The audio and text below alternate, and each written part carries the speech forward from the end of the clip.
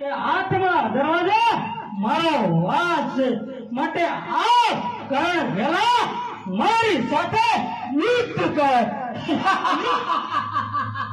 બાબરા અત્યારે સાંજો જા.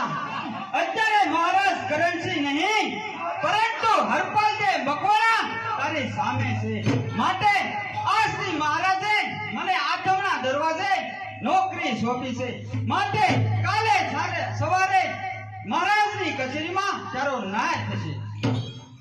અરે હરપાલે રાત્રિના 12 થી સવારના 4 સુધી અહીંયા મારો વાસ છે માટે જા કરણ ગેલાને કહે કે તને તારો કોણ પુકારે છે.